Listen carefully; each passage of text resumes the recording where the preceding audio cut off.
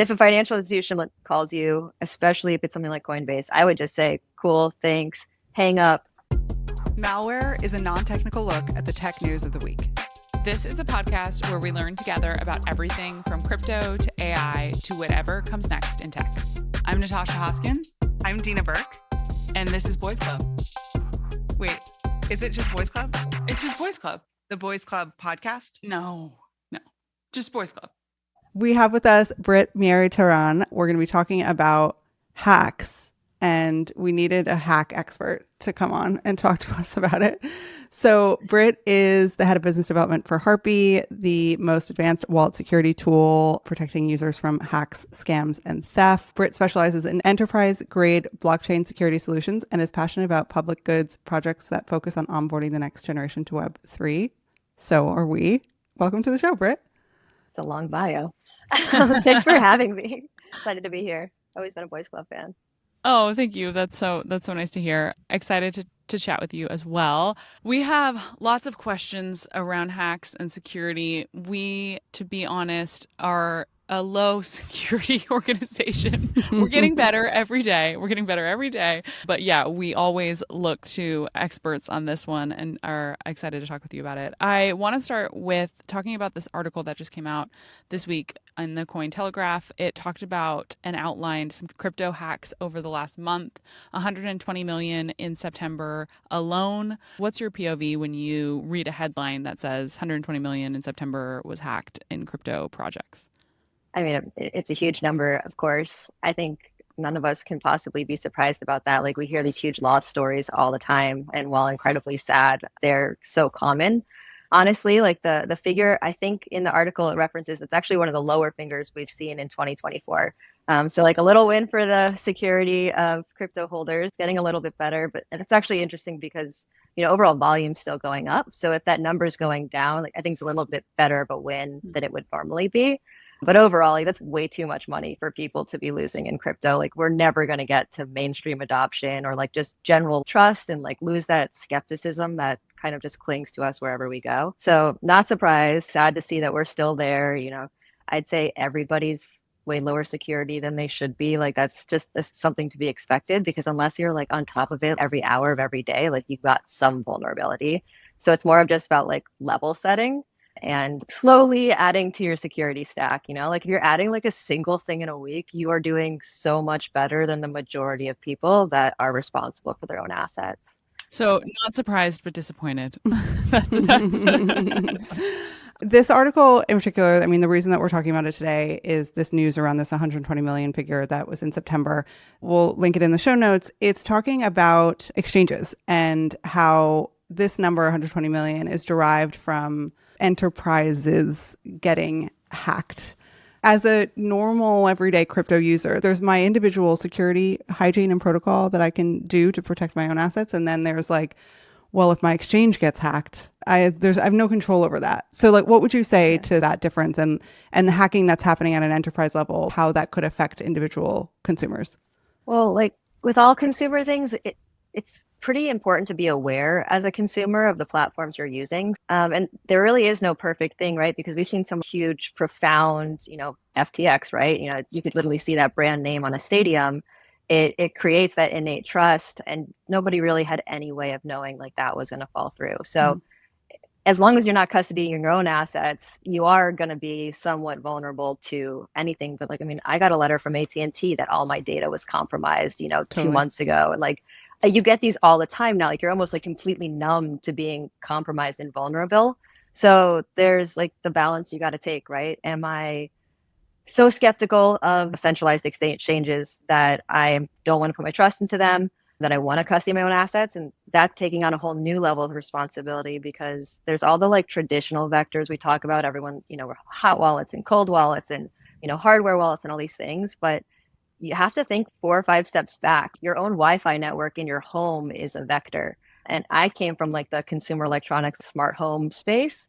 I'll tell you, your dryer is also a vector, like Right. your Wi-Fi connected refrigerator. So for me, I think everything's like, balance, right? It's kind of like the same way I take life, like diet, all those things. Like, you got to find balance, like probably keep some of your assets in a centralized exchange. Like, maybe choose to like understand that there is vulnerability. We're not dealing with FDIC insurance today. You can custody your own assets and get some of those protections that we're starting to be used to, like from our credit cards. And that's really important too. But I think that might have been like a little long-winded way of saying that you really can't fully protect yourself. The only thing you can possibly do is just be aware of where you are vulnerable and do what you can to improve that, as often as you can. One of the incredible things about crypto is it is money that moves so fast. It can move so fast around the world instantly. And that's the other side of the coin of that, is that it's money that can move so fast instantly and it can be gone in a second. And I think that that is part of when you're self-custodying, especially, where some vulnerability can come in. But I'm curious, CoinDesk broke a story today. It was revealed, scooped, that IT workers who had fake IDs, who were living in North Korea and their fake IDs said that they were living elsewhere, had been hired across a number of different very high profile crypto organizations, Phantom, Sushi, a bunch of names that we would all recognize. And they were hired inadvertently. The hiring person didn't know that they were hiring someone from North Korea. Of course, North Korea is a sanctioned country. We can't hire people from there.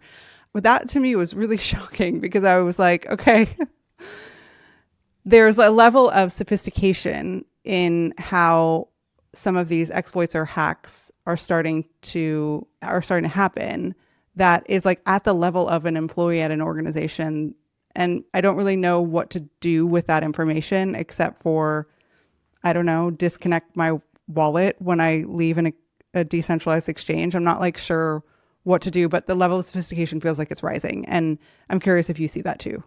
This is kind of an interesting story. When I first got into crypto, I sort of like poked around my LinkedIn and found who I knew from like, random school days and whatever that had ended up in this space. And it turns out one of my high school friends had ended up in like recruiting for like one of the bigger Web3 recruiting firms. And after my first ETH Global Hackathon, I was like kind of totally hooked on the industry. And I was like, I'm going to call my friends and see what's up.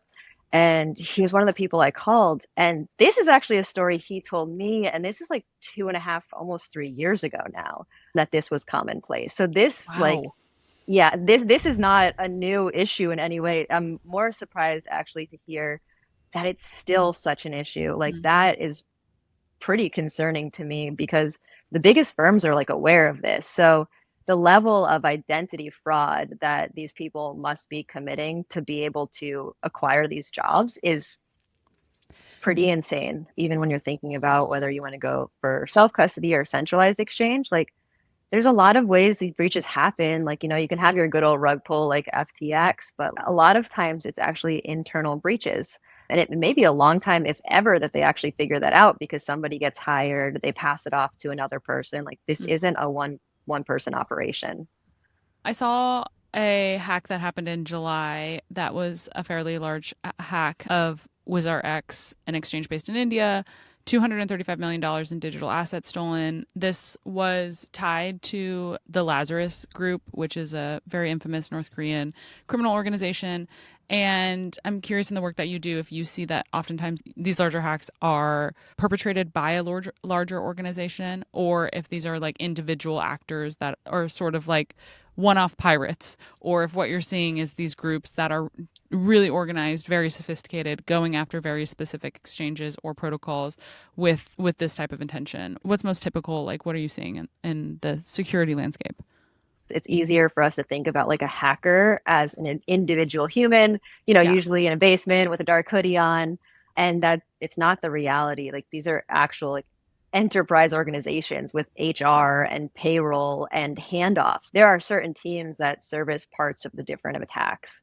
And more often than not, it's not somebody that found you specifically and said, hey, they have a lot of assets and we're going to attack them. And don't get me wrong, like that is a very real thing. Another time we could talk about like that does happen where people, are vulnerable in their own space. But more often than not, it's large scale phishing.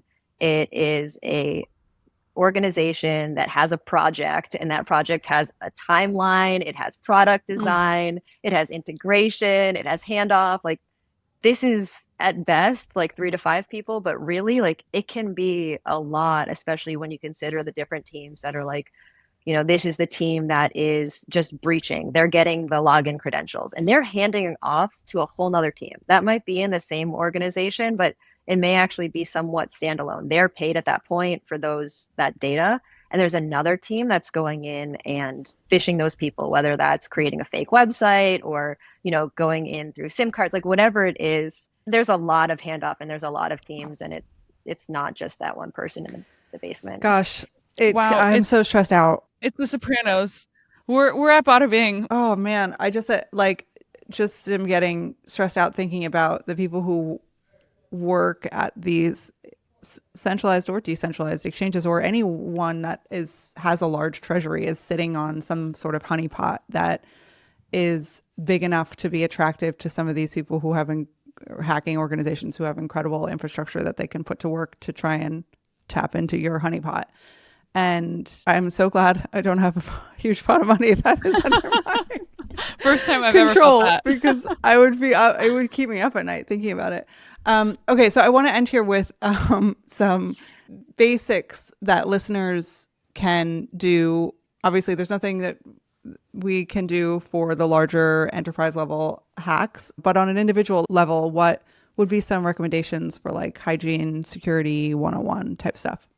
There's like a lot of hardware and technical and software recommendations, which I can kind of touch on in a second here. But like the first thing, and like I thought about it when you said I was stressing you out with all this, which is, kind of important. Like it's good to be on our toes, but also the best thing that any of that, like even subtle stress could bring is just like awareness, because that's the first thing. I mean, most of these attacks, the vast majority of attacks really rely on us acting without properly thinking things through. So FOMO is obviously a big one. Like we're pretty familiar with that in our industry, especially with like meme coin season doing its thing. But also just like anything where if it sounds too good to be true, it probably is. A lot of times when I'm working on like education and things like that, like I use like triangulate information, right? And I will preface that with it is by no means perfect in our space, because a lot of these enterprises will put up a Telegram and a Twitter and sometimes even an Instagram and have a fake person out there talking on spaces. So 3 points is a good spot to start, like to make something aware, like, okay, cool, this sounds like an interesting opportunity. Let me ask, this friend that has, their finger in that like sort of pool. That's the first thing, is just sort of being hyper aware, staying on your toes, second guessing everything for a second. Like I'm born and raised New Yorker, so I have some inherent skepticism. Like I wish I could gift that to people, because it's really the thing that's going to keep you safe first. Everything you're doing after that, you want to be the like, oh shoot button. If it gets through your defense, which really is kind of like the biggest first defense, like what have you done to protect your assets? Like when somebody has access to them, so there's things like making sure you have protection set up, like you have 2-factor authorization, so that if you're accidentally sending assets out, that you can get that sort of second layer of security you're used to from like your bank or your credit card. We see a transaction for X, it's going to go to this place. Does that look right? You have to click yes to let your transaction go through. Those are protections that are really helpful to layer on. Anything that helps you read your transactions, because even, the more plain language they start to be in our wallets, even then we're not really reading them a lot, or you see like a word or two. And ultimately, like really, this shouldn't be on the consumer level. When we get to like a really good place in crypto, I think we're all pretty aware of that. Like this should be baked into blockchain and not something we're stacking. But the best thing you can do is just be aware of the vulnerabilities. Don't think that just because you don't have big bags, you're not vulnerable. Like that's a very easy one. But the reality is, $100 from 10,000 people is still money. It's worth going after. So it's just about, being aware that it can happen, and like adding those little layers, adding the extensions that you need, adding the 2FA, making sure you're covered with transaction, recovery and things like that. Okay, quick question. Why can't I use plain Wi-Fi for, I don't know, doing stuff on chain? I mean, well, you can. I mean, I have, but why shouldn't I guess? In any public Wi-Fi setting, like you are vulnerable, especially if you're not acutely aware of those vulnerabilities. You probably don't have a security stack on your computer that is keeping you protected. A little bit of alpha. You can actually use a VPN and video conference from a plane.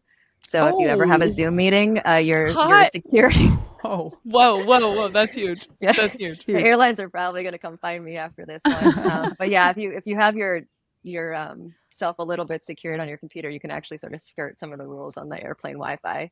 Wow. But generally, like Huge. you're open. You know, anybody with some intent and some skill can probably get to you and therefore your data on a plane. And Okay. most of us have way too much there. Are they on the plane with me?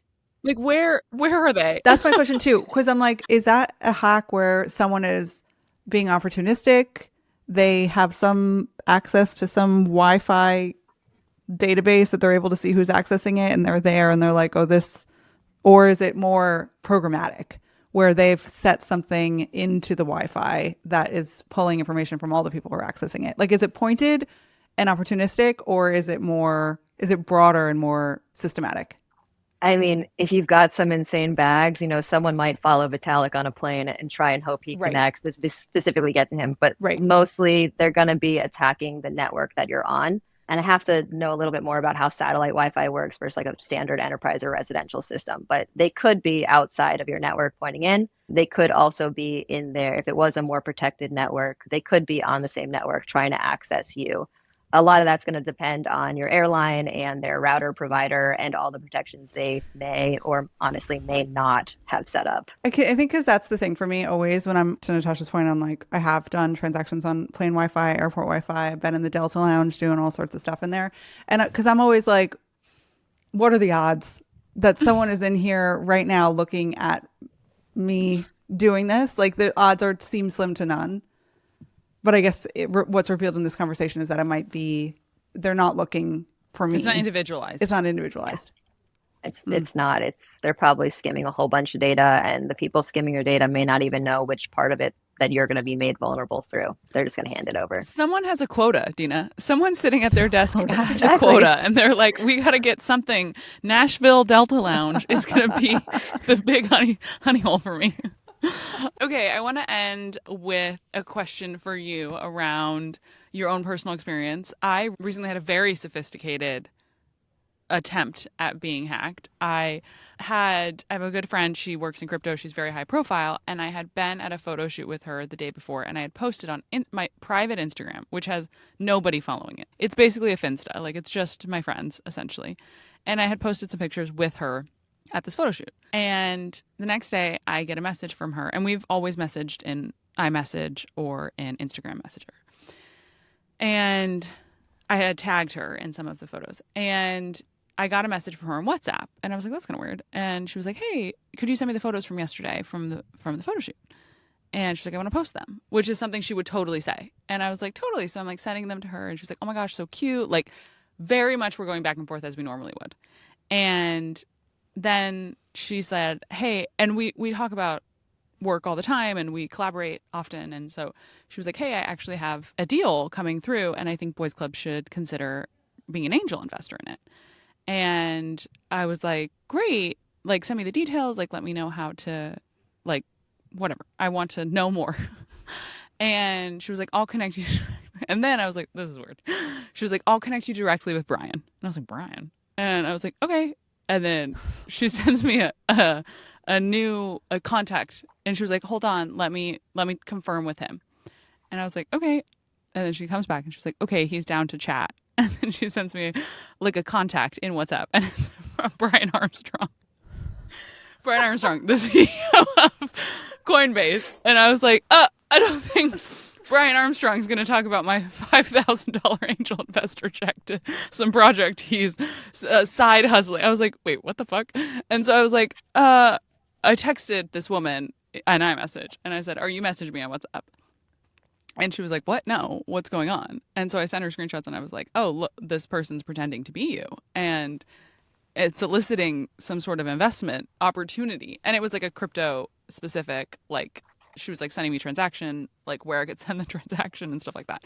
Anyway, it was really, to me, it felt very sophisticated. It was social engineering. She's really intense, as she should be. She has bags to protect. And she was like, send me potentially who was looking at your stories, because both of us are private.